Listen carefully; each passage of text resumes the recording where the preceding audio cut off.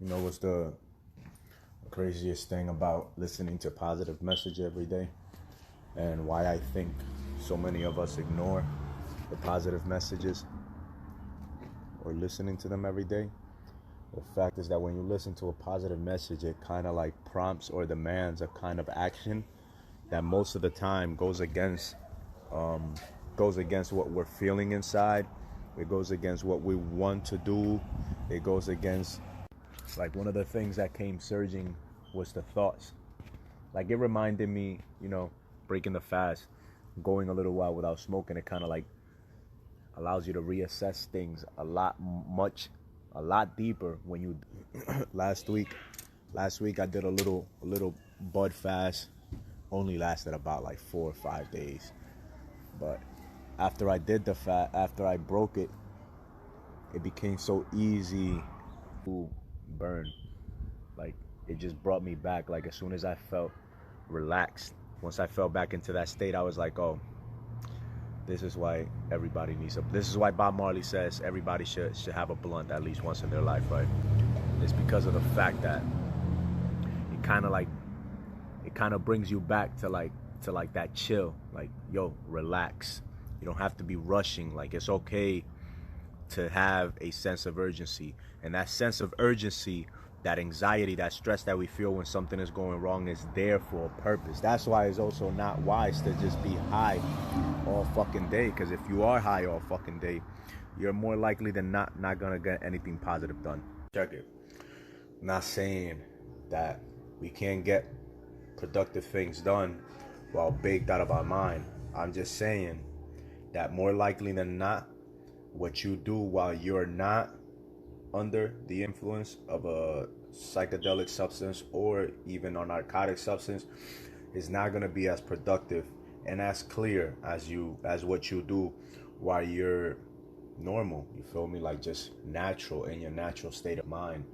Like, we can obtain higher quality uh, production out of ourselves when we are in a better state of mind, meaning like more clear, such as through meditation and breathing exercises.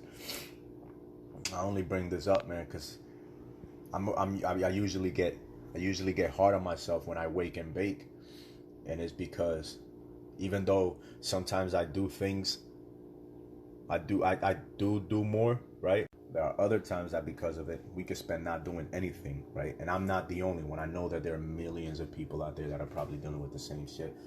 But hey, I mean, look, I got 6 fights under my belt. All of them. One thing that I notice is, like, if I'm not under control of these habits, then they control me.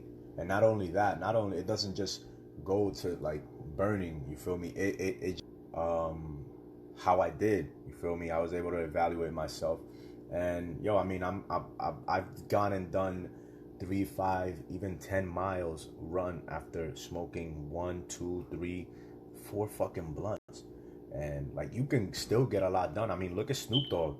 Like, Snoop Dogg is baked out of his mind every day of his fucking life, and he gets a lot done. But it's not the same for everybody. Not everybody's gonna feel the same way about these. It migrates to everything else in our life. It affects everything else in our life. That's why, like, having being addicted to like cigarettes, for example, is so detrimental to like anybody that's trying to work out or pick up a new habit or adopt a new lifestyle. Because, like, when you smoke cigarettes, and even when you smoke marijuana and you have no control over your marijuana use, or even if you smoke cigarettes and you have no control over it. For example, if you try to do something that requires discipline and focus, but you've been unable to discipline yourself and focus without that habit, or because of that habit you've lacked discipline and focus, then that's going to cause you to lack discipline and focus in other aspects of your life. And you might not even understand why it is that you're trying to do something and you can't achieve it. Like, for example, I broke the fast on, I think it was Sunday night, and I smoked again yesterday. And I smoked early on yesterday. And you know what I had to deal with last night and this morning? The daggone sexual, or the lust, the rush of like, yo, sex. ass. You feel me? Just like the lustful thoughts just came rushing back, and it's kind of hard to manage them when I'm not being masterful in other aspects of my life. So that's how it affects. So yeah, my G, be wiseful, man. Be wise in the use of whatever habit you have, and if you use marijuana and you have yet to have like a nice little spiritual awakening or a self-realization of where it is that you need to work on yourself, take a break. It could be a 3-day break, you get me? You might include some workout to kind of like get the THC out of your system. Go back to it, reevaluate yourself. Don't do it in a chill setting. Try to do it in a self-evaluation, a self-work, a self-development kind of manner, so that way when you are under the influence, you obtain a greater amount of revelation about your life and about the life that you have been living, and the life that you're kind of destined to go towards in this life. All right.